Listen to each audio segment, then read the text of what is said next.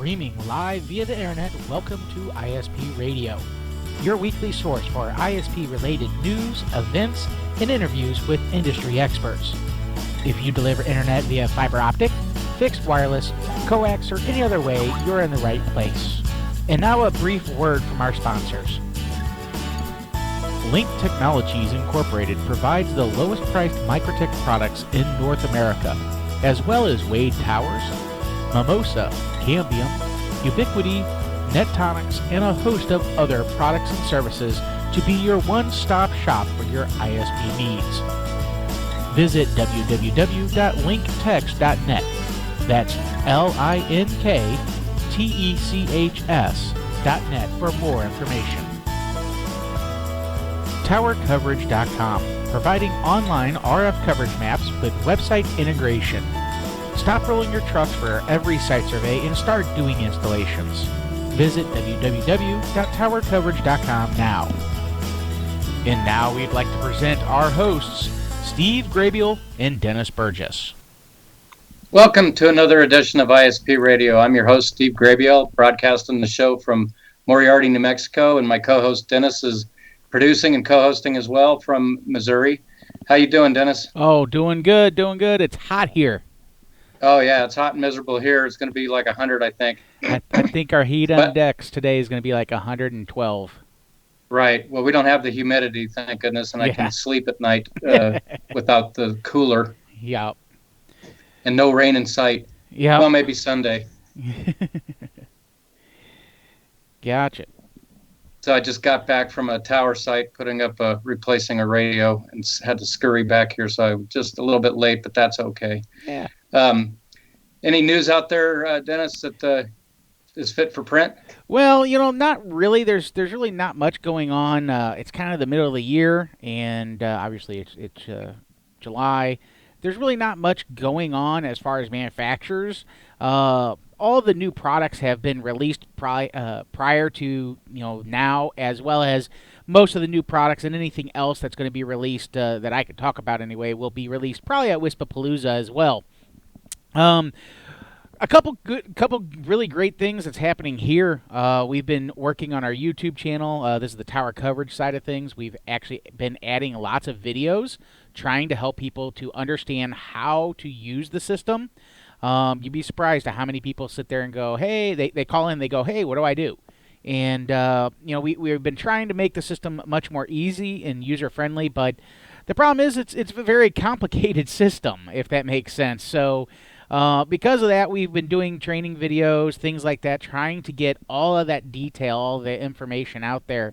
I actually posted a while back, maybe a week or two ago, and asked, what kind of fiber features would people like? What new fiber features? And I got an email like this past week from a customer, and they go, well, it would be awesome if we actually had an address list to pre-qualify customers with.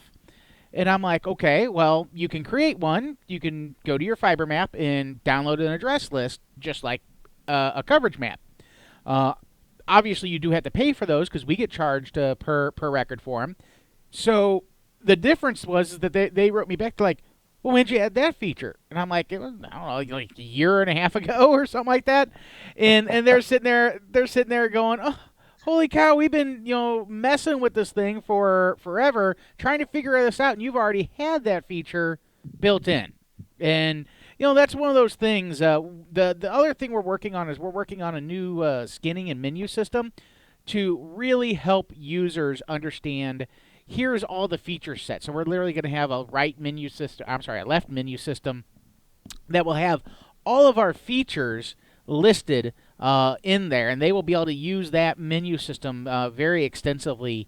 So it should definitely make things easier to find, because there are some things that you have to go to this spot and then this spot, then you're at a new feature.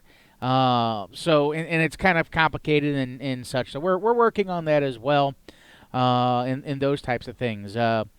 Otherwise, we definitely got. I've been playing with some new. I've been playing with some software called FreeNAS. Basically, it is a. I'm trying to think. It's a FreeBSD deployment, so it's a Linux deployment. They have a really slick web interface, slick web installer, or I'm sorry, a ISO image. The ISO image is like 500 megs, so very, very small.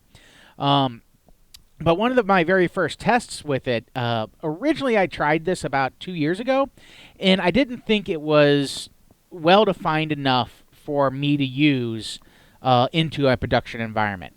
Now they have a new web interface. Everything's really slick, really easy. I really like it. But like one of the things I do is I have my home movie database that I take my digital movies and I copy them to my server, and I also have files and home movies, things like that, and pictures. And the old NAS that I had, which was actually a Dorobo, if anybody wants to know, I shouldn't probably name brands here, but that unit probably got me about 200 to 250 meg write speeds. And that's across 5 or 6 drives. I mean, you would think it'd be a little bit quicker than that. So with my new FreeNAS, I started copying my files up to it, and it immediately pegged out at 950. So obviously it can go faster than 950. My computer has the 1 gigabit NIC card. So now I'm debating, well, do I want to go ahead and run some fiber and put in a 10 gig NIC in my machine and put a 10 gig NIC in that FreeNAS box and just do it that way or not? So anyway, we've been playing with that. The big thing for us is we actually do a lot of VMware, and we use iSCSI for most of that. So we basically have our SANs. Those are on a separate network. That private network then talks to our VMware ESXi boxes that runs. And it's not all ESXi. There's definitely some bare bones machines in there too, but runs tower coverage and runs all of our systems. And we are probably going to be upgrading to an all SSD NAS very, very shortly. Right now we have an SSD cache, which is very, very fairly ineffective in an iSCSI environment. So I think our effective the percentage is like 3%. I mean, it's really kind of useless for the most part. We're doing fine on IOPS. We're doing fine, but I'm always looking for the next upgrade. What is our next step? So they do mirroring of units. We can put portals in, so we can actually have load balancing between the NICs and between physical boxes, which is really cool. We can literally real-time mirror different physical boxes. So, and the software is completely free. So, honestly, we probably got $1,000 in the server itself. So $2,000 in servers, and then you have to put drives in them, which SSDs are not inexpensive by any means, but you pay more money in SSD in the drives than the physical machine. So. Right. We'll see how all that works out. I get to play with all those types of toys, which is always fun, if that makes sense. Exactly. I did see Microtech made some news. They were on several, like on Google News on my phone. I opened up my phone, and they're right on the Google, right on not on Android, Chrome. Right underneath my Google was Microtech, because they're announcing a new LoRa product. And that's basically like the Internet of Things. It's a LoRa gateway. Pricing is supposed to be sub $100 for those types of units. I don't have anything that uses that. I'm interested. I'm learning, but apparently over in Europe it's extremely popular. So other than that, that's really about the only news I got going on. Yeah, and hope everyone got in the good price point to get to Wispapalooza. I think I signed up early in the month, and boy, it's gone up quite a bit, but the show's worth it. Well, anyways, if that's it, Dennis, let's get to our guest. Today we have Claude Aiken. He's the CEO of our industry, WISPA. And Claude, you there? I am.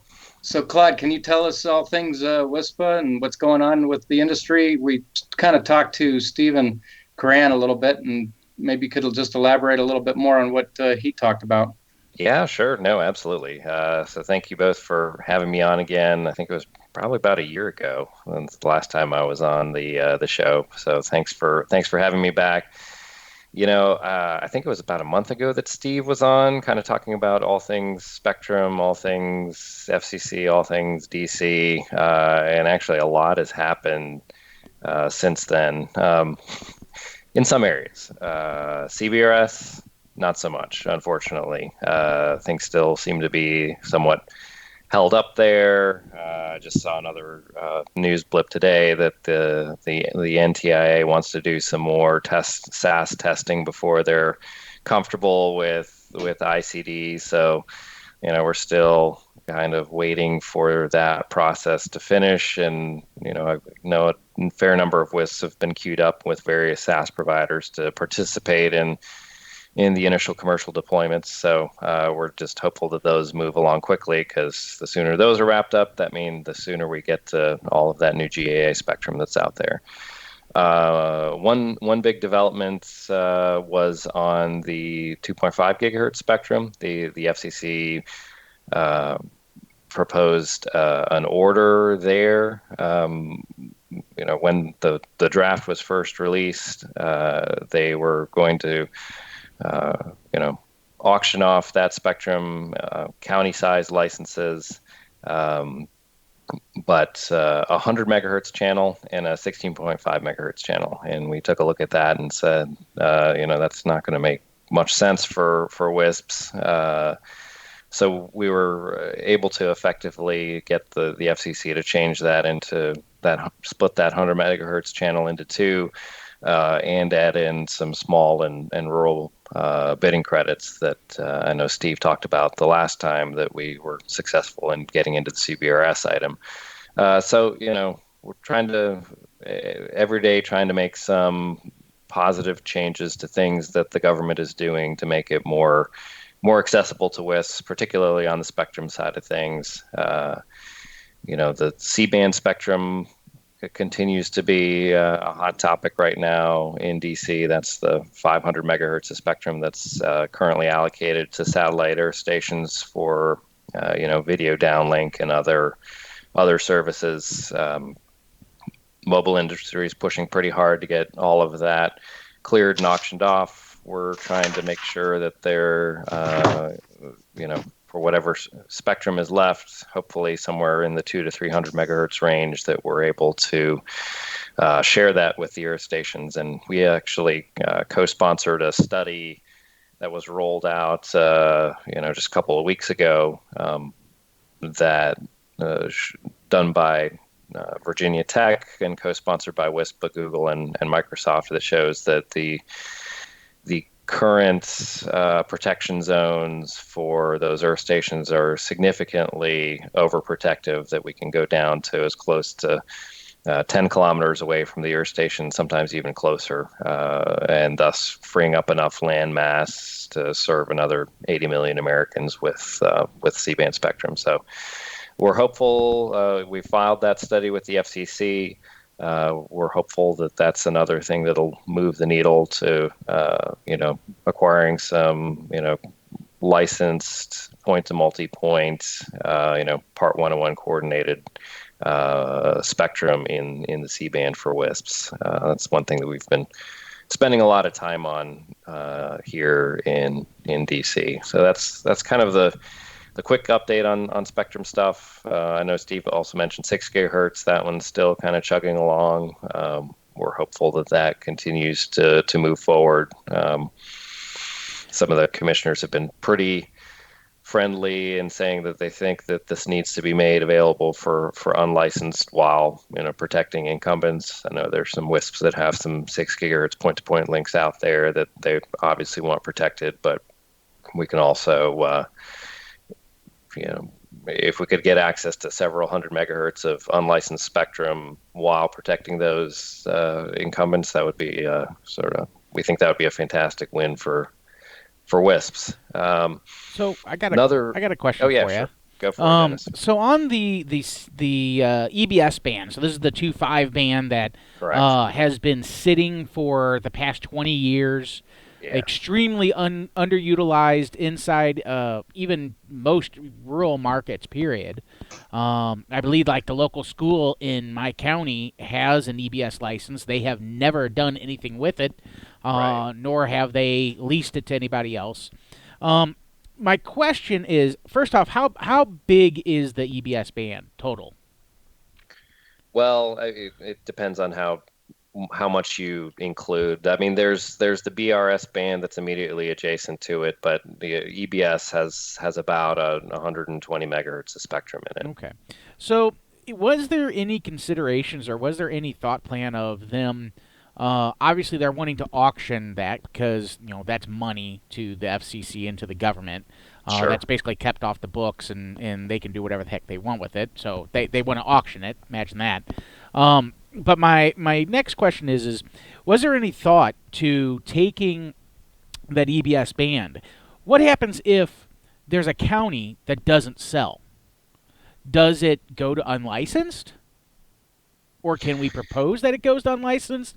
Is that a possibility? Because then, my big problem is that once these auctions are over, Yeah. unless it sells, it's never going to be used the next 10 years. So, Right.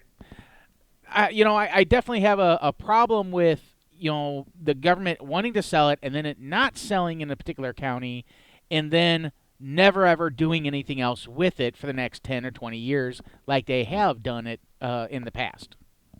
Yeah. No, and that's a big reason why we were such a huge fan of the user share aspects of things in CBRS, where even if a PAL doesn't sell somewhere, you're still able to get Whisper's still able to use that on a GAA or lightly licensed basis. That the FCC didn't really go down that path in this band, uh, partly because there's been a lot of already there's a lot of commercial operation already in this band in a number of places. They did get rid of the educational use requirement, so for companies that do have EBS leases already, including a number of WISPs, they'll be able to, turn those into, standard spectrum licenses with the FCC.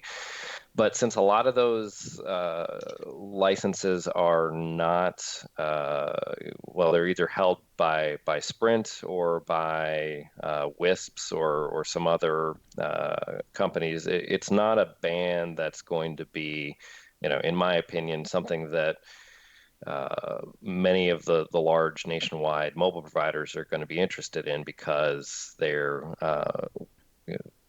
there's no opportunity to create a nationwide footprint in that band. So uh, while it is auction spectrum, and thus something that WISPs have not historically been interested in it, um, I think those white spaces where there isn't an EBS license right now, because a lack of interest by the national mobile providers, and because that it already is a somewhat fragmented band, means that the prices are going to be a lot lower than things have historically been. So, I know that typically WISPs don't get into the auction game, but this is this and CBRS are pretty good opportunities to acquire some pretty much perpetual license spectrum that Yeah. you can use as an anchor band for whatever service you want to provide. So there's two things in that. One, I know of several WISPs that have purchased or not purchased, have leased. Well, least, Yeah, right? leased their 2.5 gig. They put in 2.5 gig LTE gear, Sure. which a lot of phones will actually use. And then Hmm. they joined with several, a small cell phone carrier type status, some type of organization that they joined. And then now they have, immediately they can process cell phone calls or cell phone data on their network as a roaming charge or as roaming goes. And they actually make a lot of money doing Sure. that. So I don't know if I would like to sit there and say the mobile carriers probably aren't interested in it, but I mean, I would definitely be interested in it in the rural areas that we are in. And I'm just telling everybody this because this is really good information. Is that if you think you can make a business case using LTE and 2.5, then there's a whole another side panel on that where you can actually sell data to mobile carriers. Of course, that requires you to actually do your due diligence. You have to do all the work to get that set up, but it is possible to do that, and there's good revenue inside that too. So just keep that in mind. The last thing is there any provisions for if a license doesn't sell? Yeah, so the way things usually work is that license then goes back to the FCC to be re-auctioned at a later date, and that seems to be what's going to be going on with this band as well. Gotcha. And So is there so any? Oh, go ahead, Steve. so WISPA's position is to try to do it like CBRS, use it or Use it or lose share it. it. Yeah, use Yeah. or share. So yeah, we're so the FCC didn't go down that path for this particular band. It is a band that if it doesn't get bought, then it'll just go It's gonna back sit. into the stable of licenses that you know kind of similar to what we experience a lot of in areas right now where mobile carriers have licenses and don't use them. This will be, Another band like Another something that. for case the of that. government. The Right. government has it and nobody can use it. So, stuff like that is something that we're continuing to looking to change. But some bands we win, some bands we don't. So, Gotcha. is there a minimum bid amount for a particular county, or does the FCC set that? Yeah, so the FCC, so the FCC will go down this for spectrum that it auctions off in sort of a two-phase path, and it just finished phase one by sort of setting the band plan and the policy for the auction. Now it goes into phase two, where it takes a look at what the auction procedures should be, and it sort of sets those out and says, "Hey, or is this the right path to go down for this?" And usually, what the FCC will do is set some sort of a minimum bid for a given county in this case, and if no one bids that minimum bid, then like we said, it goes back into the government inventory. Uh, but given the prices that I've seen, and spectrum in this instance is usually priced on a per megahertz pop basis, so the less densely populated and the smaller the band, the cheaper the spectrum tends to be. And in terms of mid-band spectrum for less populated counties, I've seen estimates somewhere in the 8 cents to 12 cents per megahertz pop. Is what analysts predict this spectrum will go for, and then in more populated areas where there's a lot of demand, up as high as 50 cents per megahertz pop. So can I'm just grasping with the math. You said 8 cents per megahertz per pop in rural areas. So what Yeah. does that equate to out of a 10? It's a 10-year lease, right? Yeah, it's a 10-year lease with renewability. So as What? long as you buy it and build it out within 10 years, you pretty much get to keep it in perpetuity. Yeah. So what would be the cost to a WISP at 8 cents per megahertz? For a 50 megahertz channel. Well, I mean, it depends on the population in a county, right? So, But let's just say you said between 8 and yeah, 12. yeah. So if you took, say you have a county of, say 30,000 people, 10 cents a megahertz. So for 1 megahertz, because it's 30,000 people, it would be $3,000, and then multiply that by 50. So that'd be like $150,000. Okay. So I guess my big thing here is that that would be the estimated rural price at 10 cents per megahertz for a 50 megahertz channel. Okay, would be 150,000, and that is due immediately upon winning, or can they pay that over the Yep. 10 years?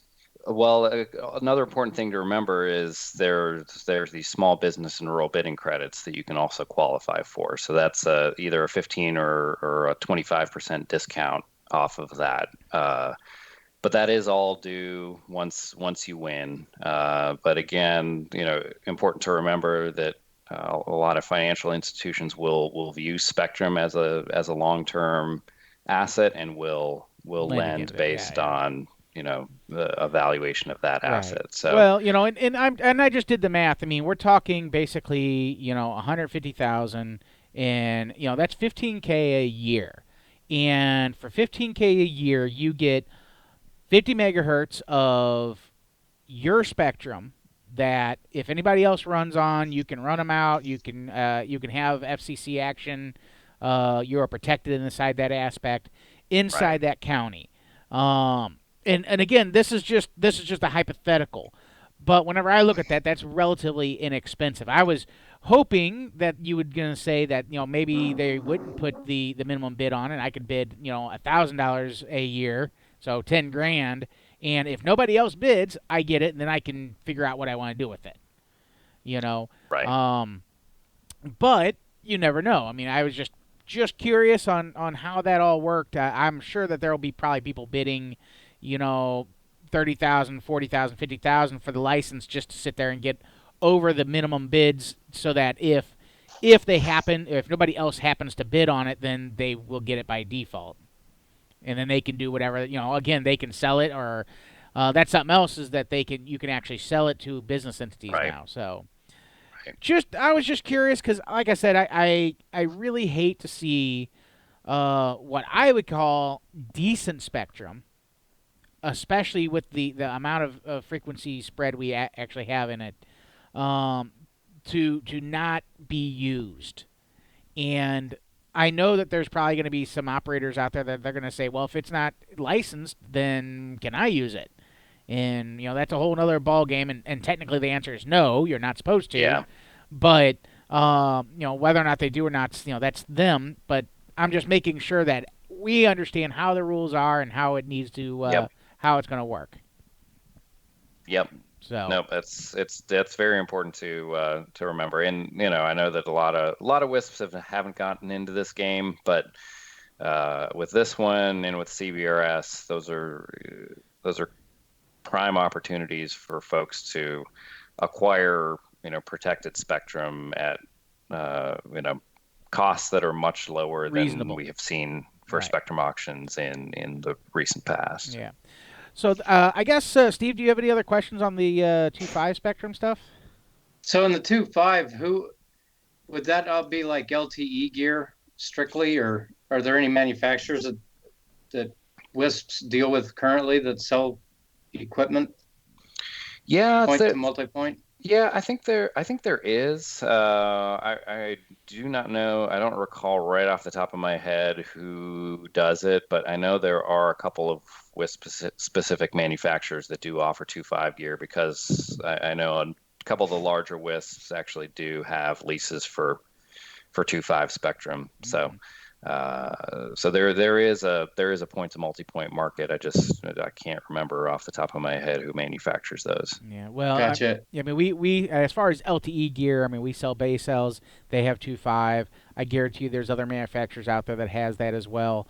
Microtech technically has 2.5 radios. They don't have no 2.5 antennas, but they do have radios that can go into 2.5. Yeah. So there's plenty of opportunity out there once you get a license to buy inexpensive equipment to make that work. Yeah, and I think I heard, I don't know where I heard it, but the FCC basically said, since it's not being used by education, we're gonna use it. We're gonna make some revenue here. Yep. So you just verified that. All right. So what else is going on with WISPA? So a couple of new big DC things that are coming down the pike. One of which is something, well, both of which are things that are going to be of interest to all WISPs. Earlier this year, the chairman of the FCC announced that he was going to at some point kick off this new $20 billion subsidy fund that he was calling the Rural Digital Opportunities Fund. And he just said a couple weeks ago that he's going to kick off that rulemaking proceeding at the August FCC meeting. So another, threat and opportunity for WISPs. So this is, like I said, it's going to be $20 billion. That's going to be targeted at areas that do not have 25.3 broadband service. It'll take a while for this to get off the ground, but right now, the message that I and the WISPA team is trying to get out to everybody is that you need to position yourself how you see fit for this happening, because I heard from a number of WISPs who felt like they were kind of caught flat-footed by the last round of Connect America funding, and they're now being overbuilt by electric co-ops or other providers. Just trying to get the word out to folks who are concerned about overbuilding, and also folks who are looking to potentially take advantage of this to either expand or protect their network. That's one huge thing that we're going to continue to be tracking. And relatedly, the FCC is also going to go down this path of kicking off a new rulemaking about data collection. So there are a lot of things that we don't really like about it, but the couple things that we do like about it is that they seem to be moving towards a path of trying to make it easier for folks to file their 477 and data collection stuff with the FCC, either by they're directing the creation of a portal where you could upload a shapefile as opposed to going through the current 477 spreadsheet process, which was will make our vendors who do shapefiles very interested. I know one of whom is on this thing right now. But that's another thing that WISPA is tracking that's going to be coming down the pike pretty soon. So again, really important for operators to offer voice service, to provide 25.3 advertised service, and of course to file your 477s, because that's how you protect yourself from this funding. We did a webinar this week on how to protect yourself. There's a checklist floating around on the members list, so would encourage all WISPA members to avail themselves of those resources. Okay. Yeah, definitely a really big thing, because we have the whole Form 477. That's easy. I mean, that would cost through tower coverage. It would cost a company $1,000 a year to do 2 filings on their own. It would be an extra 2 hours worth of work to do the 2 filings, so that basically they're completely hands off once they give us the data. The big thing that I hear a lot is the VoIP, or the phone opportunity, or the phone requirement. And I don't know why, but everybody thinks that this is a huge deal to do a phone system, or to offer VoIP to a customer. To be blunt, it's extremely easy to do. There are turnkey companies that are WISPA vendor members that can literally, you don't have to install anything. You don't have to do anything. All you have to do is say, here is an ATA. If you want to buy it, you can. They don't have to sit there and they do not have to buy the product. You just have to offer VoIP to those people. Mm-hmm. Okay, so you can sit there and say, "Hey, I offered it. Yes, my phone service is $50 a month, but there you go, if that's what you want." However, we have found residential, especially at $25 a month, is very profitable.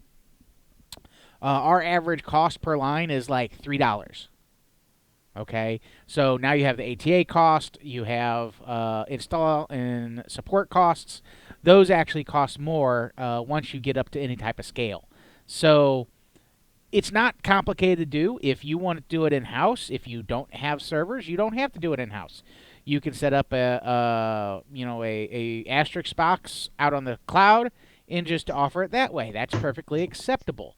There may be some minimums that you must pay on a monthly basis to qualify, but other than that, it's not really rocket science. And on top of that, there's not a reason why you, as your company, should not have a phone system or should not have a system to take care of your customers with as well. So, Claude, I got a question. yeah, Why did you mention the voice component in the first place? If you don't offer voice, they're going to you don't allow qualify. these companies to overbuild you? Yeah, I mean Yeah. that it's a You, requirement. yeah, it's a require. So if you have to offer voice in order to be, even if you offer 25/3 broadband, it's a quirk of the way the system is set up. It's a legal requirement that we can't change absent an act of Congress. So in order to qualify for having your area blocked off from subsidies coming in, there has to be a voice service offering. Yep. So the local WISP here, before they got purchased, the other WISP that had purchased the area and had won the bidding credits all around our county, literally got bidding credits and got bids and got funding from the government for everything around us. Well, that's because we offered VoIP, and you don't have to sit there and sell it. It's not like it has to be a major deal. It might cost you, $50 a month. I mean, it's not like it's going to be the end of the world, or it shouldn't be the end of the world to do. But someone's going to actually have to go, okay, let's set it up, and it'll take you about a week, and it's not complicated. So there are plenty of consultants out there that can help you. You can either, I mean, honestly, go buy a Grand Stream phone system. Okay, they're like $400. Plug it in, get yourself a VoIP trunk provider that you pay maybe $50 a month minimum to, and now you're paying 2 cents a minute or a cent a minute, or like we pay like a quarter cent a minute. I mean, it's not much, and those pricing structures are so low that you would have to be on the phone constantly to get anything, and you need like 5 people on the phone constantly, to get up to those types of number of minutes that you actually have to pay them more than the $50. So it's Yeah. not like it's overly complicated, and one of those phone systems will handle 30, 40 customers. Once you get to 30, 40, then you can upgrade. It's not overly complicated. Or you can use the hosted platforms that many companies and many vendor members offer already. So it's not like it's rocket science, but if you do not wish to get overbuilt, you must offer a VoIP component or a And voice 25 component. by 3. Yep. And 25x3, yes. Well, and there's some folks. Yeah, I've seen. Well, one company in particular is now in a lot of those areas is advertising 24 megabits broadband plus voice, and it seems to me that they're setting themselves up for a situation where their area is eligible. They can come in and be the lowest bidder and get a ton of government money just for changing their advertising. So there's a couple of different strategies that folks can use with this, but if you want to make absolutely sure that there's no subsidy money coming in over FCC subsidy money coming in over the top of you, you got to do voice, you got to do 25/3, and you got to file your 477. Yep. That's the formula. Well, I got a question or an example. Why couldn't I go after the federal money saying I'll overbuild myself and provide 25 by 3 with voice? That's Yeah, I mean, yeah. it I could mean, do that's what that, they're right? you saying. absolutely could do that. You Yeah. absolutely could do that. You could use that money to upgrade your network, but then you would have to go through the process of actually qualifying for and bidding for that money. And I know a lot of our members don't really want to go through that headache. There's some pretty, even the members that I've talked to who ended up winning. There's some pretty stringent requirements, like audited financials. You have to obtain a letter of credit. There's a lot of things that you have to do to qualify there. Yep. I mean, to me, it is too painful. I mean, I've heard anywhere like 60 cents out of every dollar goes to that burden of having to, you know, report back to the government. That's why I never really went after it. Well, there's two aspects inside this, and one aspect is what do you have to do to prevent a company from overbuilding your areas that you already serve. Right. So that is one stance that a company can take. The other stance is how can I get the money for my already existing network? And that's what Claude was saying is that there are companies out there that they're sitting there going, okay, we offer 24 meg service. Could they easily offer 25 or 26? Yes. Would they already offer VoIP? So does their network qualify for them to be unserved or underserved or whatever the case may be? And the answer is yes, because they don't make that 25 meg down requirement. So then they're going to come in and they're basically going to bid super low. It's basically stating these counties here or these areas, I'm going to have this super low cost to build out my network because technically I don't even have to build out my network. All I have to do is hit a couple switches and everybody goes up to 26 meg. Make sense? Right. So Right. the difference is that they are going to go and say, "Hey, I'm going to get this money, and I might not get as much as somebody else, but I'm still going to get a whole crap load of money from the government, and I don't have to do nothing other than the due diligence to get that done." And turn up the switch. Yeah, and turn off Right. the switch. Right. It's just a couple different. It's two different strategies. It's you do what you need to do to set it and forget it, and you protect your area, or you can try to Bid and get money. Yeah, try to game the system. yeah. So and I don't know what's going to happen with those guys, but the big problem in those particular instances is eventually they're going to get, there probably has to be some type of network diagram or something that says here's what you're going to do with our money, and getting that. Oh yeah, there's that due diligence for Yeah, sure. yeah. But at any which rate, it is that the big thing is if you don't want to spend the money, which is going to take, honestly, it's probably going to take between, I'm going to say, hard cash dollars, say 50 to $250,000 out of your pocket before you see anything, and it could be potentially more than that. Okay, depending on how big an area, etc.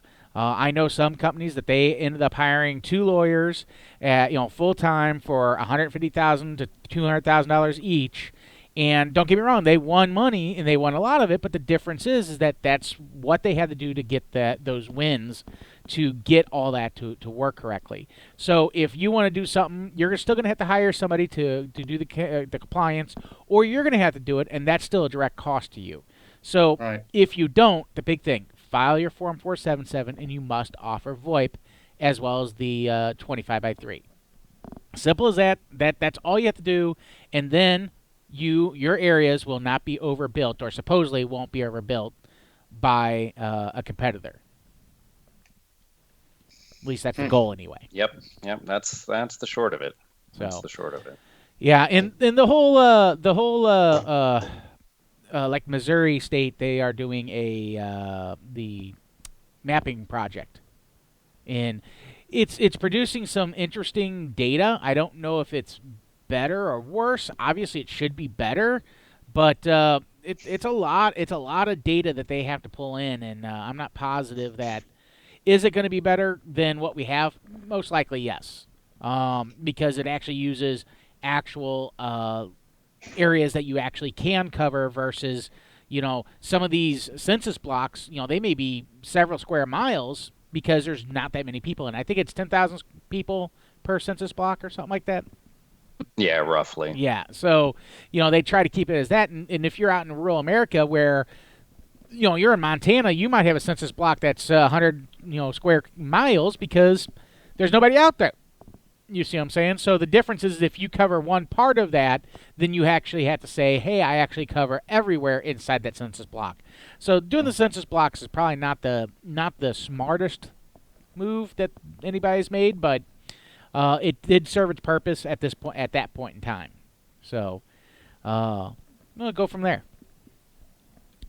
All right, Claude, what else is going on? There's always something going on. That's about it for the DC stuff. Other than just at a high level, when I first came aboard, I heard from a lot of members who were really frustrated by, why doesn't the government listen to us? And the short answer is it's a function of people and money, right? So if you're hearing from folks day in and day out, you tend to listen to what they say, and if WISPA doesn't have people there, then we're going to get pretty easily drowned out by the louder voices. So we've been beefing up the team here in DC, made a few hires. We're really happy about it. We're going to be, we've seen some wins as of late, and we hope to see more of those.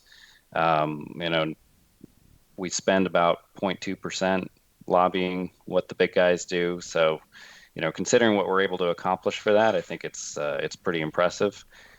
We really do punch above our weight, and looking forward to, what we can accomplish even more going forward. On the related to that, we've been doing some regional shows that have been kind of focused on getting folks engaged on advocacy. Well, we're never going to be able to spend the dollars that the big guys do, but we have members who can serve, as those voices to their politicians and policymakers in their district, and that's where we can really amp things up. So we've been trying to get folks engaged and trained on that. We've got one more coming up on Monday in Savannah. So would encourage folks to participate if you're in the area, and then we'll have a lot more education on things that have happened and things that are going to happen going forward. We're going to go into a lot more detail on things like EBS and the Rural Digital Opportunities Fund at WISPAPalooza in the fall. Got to make a plug for the big show. We've got another good one cooking, and the agenda committee's hard at work filling out the final details of that. Glad you were able to get in under the wire, Steve, with your registration. We're looking for more folks to continue to sign up and to come. And then on the member benefits side, I think you've heard me talk in the past about trying to go down the health insurance route for our members. We've had a few setbacks there. We haven't had quite as many members as we would have liked to respond to the initial survey, so we're kind of rejiggering on our approach and trying to tackle that in another way. But still trying to focus on getting some more concrete business benefits online for members, in addition to vendor discounts for the shows and things like that. So we've got a few things cooking. Hope to be able to talk about them publicly soon, but that's sort of the high level of where we're at right now. Gotcha. Well, that's kind of a bummer thing that you told me. I got to go spend money. It's like a never-ending battle. If it was easy, everybody would do it, Steve. What? If it was easy, everybody would do it. Well, I know. That's why you got out of it. Yeah, but the big thing is, the Form 477 is kind of a requirement, so yeah, it is a requirement. So you really need to do that, but now you actually need to do voice as well, and that's the cheapest and least amount of money that you could possibly spend to not necessarily protect your business, but in all practicality, protect your business from an overbuild. Right. the other aspect to the guys that are doing the 24 meg and then they'll just turn up, hit a couple switches, is there's nothing that says that another provider is not going to state that they cover that same area with 25 meg. Right. So they may win some, they may lose some, just like everybody else. But it is kind of one of those things. There's actually a fiber co-op here in St. Louis, not in St. Louis, but here in Missouri, that they offer gigabit, one gig up, 1 gig down, fiber optic internet access for $79.99, and that's it. I mean, that's what they offer, and it just blows my mind. I'm like, how can you offer a gigabit service when everybody else is, they're charging at least, even at the data center, $600 to $1,000. Obviously, it doesn't come with IPs. It doesn't come with. It comes with a single public, and it comes with a V6 and such. But it doesn't come with BGP and stuff like that. But they're planning on offering those types of services shortly. And the difference is that when they put fiber in the ground, they then can roll any of that money that they use to put that fiber in the ground into a 20-year lease package. So they basically go to their bank and say, hey, we've completed all this construction. Now we have fiber in the ground. It cost us XYZ to do that. We want to mortgage that for the next 20 years. I don't know if the word mortgage is correct or not, but they basically want to pay. They want their money back so they can continue to do their business day-to-day operations, and they want to pay on it for the next 20 years. They are assuming with the operating costs, etc., that they are not going to turn a profit until between year 12 and year 15 on that installation. The difference is it's a co-op. It's an electric co-op. So, 1, they have money. 2, they have the installers. And 3, they have access to everything that they need to. So, it does kind of suck that we're not tied to incumbents anymore, but it is what it is in that particular instance. So I got a question. Yeah. So I offer 45 by 45 on my fiber optic network. Yeah. I'm covered on the 25 by 3, right? Yep, absolutely. So all I got to do is offer voice, and no one could step on me. That's right. And as long as you file your 477 and claim that, say, check the box on the 45 and check the box on the voice, you're golden. And your area is served. Yeah, there's no requirement for the percentage of users on the VoIP.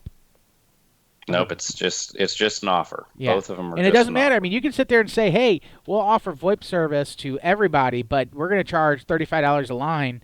Standard pricing for business users type stuff, and that's perfectly acceptable if that's what you want to do. You can sit there and say it's $100 a month. It's perfectly acceptable. Whether or not you have any installs or not, it's a whole other ballgame. But just as long as you offer it, okay. As long as you offer it. I mean, you do have to submit data on how many folks subscribe to your service. So you may get a call from the FCC if you say you cover 10,000 people with broadband and you have 0 voice subscribers, and you might get a call about that, but But it's I just priced it. I just priced it at $1,000 a line. Yeah. You did. Yeah, I need to make money on it, so I need $1,000. Yeah, I mean, I'm not. How's this? All right, things aren't looking so bad. You're making me smile now. Yeah, I mean, it's not overly complicated, and honestly, I'll sit there and tell any WISP this is that. Especially if you're doing fiber. If you're doing fiber, there's no reason not to offer VoIP service, because all the constraints that most WISPs have, which is 1, bandwidth, and 2, QoS, as well as 3, which is packets per second. Those constraints are basically gone by going to a fiber network. Simple as that. The other aspect of that is most of our products nowadays are VoIP enabled. They have QoS built into them. They understand TOS bit 46. They understand all those types of things. So other than your links that are overloaded, which need to be upgraded anyway, and should be, you really shouldn't have VoIP issues on a decent network. And on top of that, you don't have to host anything. Like I said, the average WISP will pay about $3 a month in phone call charges, $3 to $5. I'd say that on a customer that would pay you $25 a month. Is there What about the regulatory burden? Other than the 477, it depends on your it depends on the companies, but most of the companies that we deal with, they actually handle all the voice reporting, all that type of stuff is all handled by them. Okay. All you do is and you pay the tax on each line, so and you give it to they collect it, so you don't have to pay any taxes or anything like that. And it depends on your state. It depends on what is required. Like there's USF fees and stuff like that. I know what I can do. I offer voice through UMA. There you go. Or Magic Jack. Go buy a Magic Jack. Well, the difference. So I think one of the requirements, though, is that you must have a VoIP offering. Right. So it can't be. Yeah, you're allowed to use somebody else's white label services and sell it as your own, but it has to be your business's offering. Right. So it could be an UMA, but it actually has to have a bill that comes from you. Yeah. Or it could be Vonage. I mean, I remember Vonage. I don't even know. Are they still in business? I don't know. I think so. Yeah, they're still kicking around. Still kicking around. I mean, dude, we set up call centers down in the Virgin Islands with Vonage $24 boxes, the $25 per line things, and we had 40 people constantly on the phone, and they were perfectly happy with it. They never complained about it at all. I mean, of course, once you get to that kind of volume, now you're paying next to nothing per minute, so it doesn't really matter too much. Mm-hmm. But at any which rate, how's this? Whenever I make phone calls to Riga from here, I think our charge is like 2 cents a minute. I mean, it's not the end of the world to do an offer of VoIP service. I do know several VoIP service providers, they do have monthly minimums for their web access and all that kind of good stuff. Other than that, and they're not much, maybe like $150, $200. But there's plenty of options out there, and you can get those the white label services that you don't have to pay anything unless you use it. You only pay for what you use. So. Gotcha. Yeah, I mean, I would hate to see our bill if we were paying, per minute, through AT&T, not to mention per line. I mean, we'd probably have a $1,200 a month bill just for PRIs and such, So. Right. And we don't pay anywhere near that. So, just saying. All righty. Well, Claude, you got anything else to tell us? I've always got a lot to say, but I think we're coming up on time. So maybe we'll chat again soon. Exactly. I appreciate you coming on and being on the show, and we'll see you at Las Vegas. Look forward to that. Dennis, you got anything else you want to say? No, I am good. I think we're ready to wrap it up, and we'll see you next time. All righty. Well, thanks a lot, guys. Absolutely. Thank you.